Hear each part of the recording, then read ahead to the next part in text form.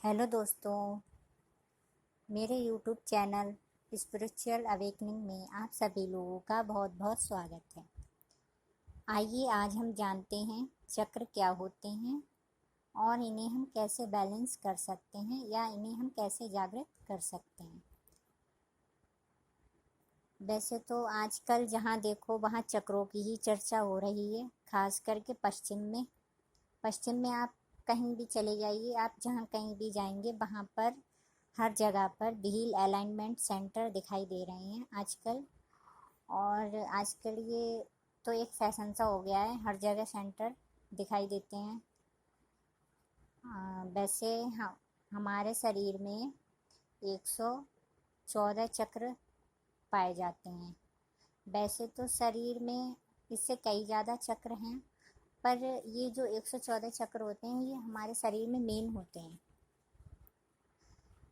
इनमें से 7 चक्र ऐसे होते हैं जो हमारी स्पाइनल में पाए जाते हैं, जिन्हें हम देख व महसूस कर सकते हैं और इन्हें हम खुद से जागृत कर सकते हैं। कुछ लोग ऐसे होते हैं जैसे कुछ लोग मानसिक तौर से बीमार या शारीरिक रूप से परेशान रहते हैं, या कुछ लोगों में किसी बात का भय रहता है। कुछ लोग अपनी बात किसी के सामने रख नहीं पाते हैं, डरते हैं रखने से। और कुछ लोगों की तो जीने की इच्छा ही ख़त्म हो जाती है। और कुछ लोग ये सोचते हैं कि मैं इस दुनिया में क्यों आया हूँ, मेरा आना यहाँ बेकार है, मैं कुछ नहीं कर सकता। इस तरह के ख्याल आते हैं। डिप्रेशन में रहते हैं लोग, एंजाइटी वगैरह उन्हें रहती है। तो कुछ लोग तो डिप्रेशन में आके सुसाइड तक कर लेते हैं। परंतु हम लोगों को ये नहीं पता होता है हमारे साथ ऐसा क्यों हो रहा है। ऐसा हमारे साथ इसलिए होता है, हमारे बॉडी में जो ये 7 चक्र पाए जाते हैं, ये चक्र हमारे इनबैलेंस होते हैं, एक्टिव नहीं होते हैं। कुछ लोगों को तो ये पता ही नहीं होता है कि हमारे बॉडी में चक्र भी पाए जाते हैं। तो इसी वजह से इस वजह से होता है हमारे साथ, हमारी बॉडी के ये 7 चक्र इनबैलेंस होते हैं और हमें इन्हें बैलेंस करना पड़ता है। जिन लोगों के सभी चक्र एक्टिव होते हैं वो लोग अपनी लाइफ में काफ़ी आगे बढ़ चुके होते हैं। इसीलिए हमें भी अपनी लाइफ में आगे बढ़ना है और हमें भी अपने चक्र एक्टिव करना है। ठीक है, तो अब मैं आपको 7 चक्रों के बारे में बताऊंगी। हमारी जो रीढ़ स्पाइनल होती है उसके निचले छोर से ये चक्र स्टार्ट होते हैं।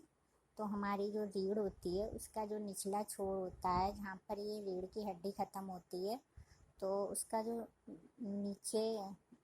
निचला छोर होता है वहाँ पे हमारा मूलाधार चक्र पाया जाता है। तो सबसे पहले हमारा मूलाधार चक्र होता है। मूलाधार चक्र के ऊपर हमारा आता है स्वादिष्ठान चक्र, जिसे हम सैक्रल चक्र कहते हैं।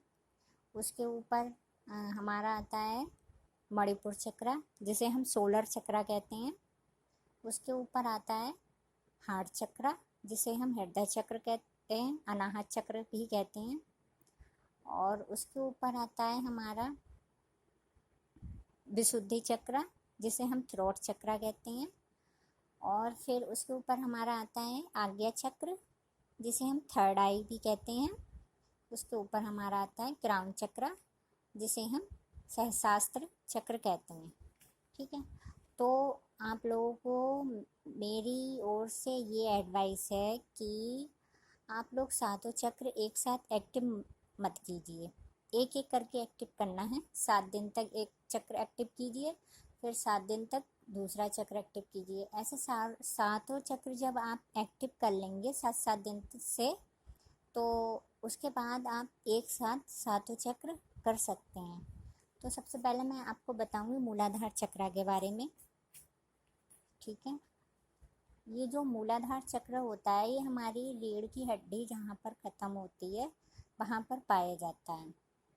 जैसे कि किसी इमारत को बनाने के लिए बुनियाद की ज़रूरत होती है, वैसे ही हमारी बॉडी में मूलाधार चक्र सबसे महत्वपूर्ण है। अगर आपका मूलाधार मजबूत होगा तो आपका जीवन हो या मृत्यु हो, आप स्थिर रहेंगे। जब आपकी नींव ही मजबूत होगी तो बाकी के चक्र आपके खुद ब खुद मजबूत होते चले जाएंगे। ठीक है, तो जिन लोगों का मूलाधार चक्र एक्टिव नहीं होता है तो उन लोगों के साथ क्या क्या समस्याएं होती हैं वो बताती हूँ मैं आपको। उन लोगों को मोटापा होता है, गठिया रोग होता है, पीठ के निचले भाग की सारी समस्याएं होती हैं, घुटनों में सूजन, खाने में अरुचि जैसी समस्याएं होती हैं उनके साथ। आत्मविश्वास में कमी होती है, किसी के सामने खुलकर बोल नहीं पाते हैं और ये समस्याएं होती हैं। तो अब मैं आपको बताऊंगी ये कहाँ पर पाया जाता है। मूलाधार चक्र रीढ़ की हड्डी जो होती है उसके मूल छोर पर स्थित होता है। यह ऑर्गन्स और एनस के बीच में पाया जाता है और ये लाल रंग का होता है। ये 4 पंखुड़ियों वाला होता है, कमल की 4 पंखुड़ियों वाला होता है। ये लाल रंग का होता है और इसका बीज मंत्र है लम और इसका तत्व है पृथ्वी। तो आइए अब हम जानते हैं कि हम लोग इसको जागृत कैसे करें। सबसे पहले आप एक साफ स्वच्छ जगह पर बैठ जाइए जहाँ पर आपको कोई शोर वगैरह ना पहुँचे या कोई आपको डिस्टर्ब ना कर सके, और आपको ज़मीन पर बैठना है और सीधे बैठना है। आप ज़मीन पर बैठें तो आसन बिछा कर बैठें। वैसे आप सोफ़ा वगैरह पे भी बैठ सकते हैं, लेकिन आपकी रीढ़ जो है वो सीधी रहनी चाहिए। तो आप ज़मीन पर बैठें, मुद्रा अवस्था में बैठना है, आंखें बंद कीजिए और अपने कंधे उनको ढीला छोड़कर बैठिए, टाइट नहीं रखना है। और फिर आंखें बंद कीजिए और लम मंत्र का उच्चारण करना है और फिर ऐसे लम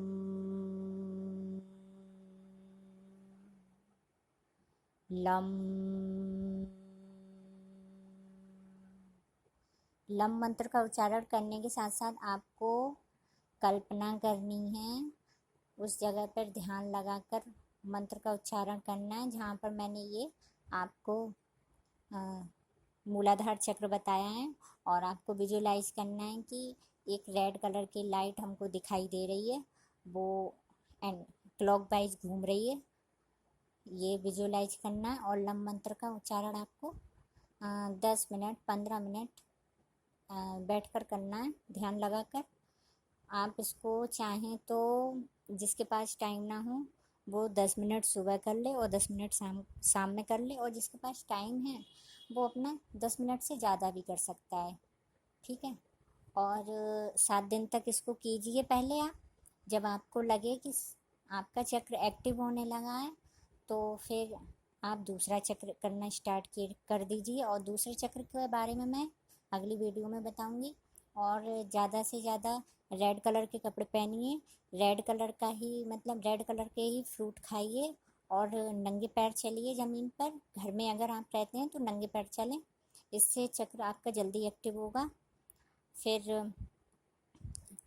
और जब आपका चक्र एक्टिव होने लगेगा तो आप में आत्मविश्वास आ जाएगा, किसी के सामने अपनी बात कहने की शक्ति आ जाएगी और आप कुछ भी कर सकते हैं। ठीक है, तो आप लोग इस मूलाधार चक्र को पहले कीजिए एक्टिव, उसके बाद मैं दूसरे चक्र के बारे में बताऊंगी दूसरी वीडियो में। आपको मेरी वीडियो पसंद आई हो तो प्लीज़ लाइक एंड सब्सक्राइब कीजिए, प्लीज़ प्लीज़ प्लीज़। और थैंक यू, बाय बाय।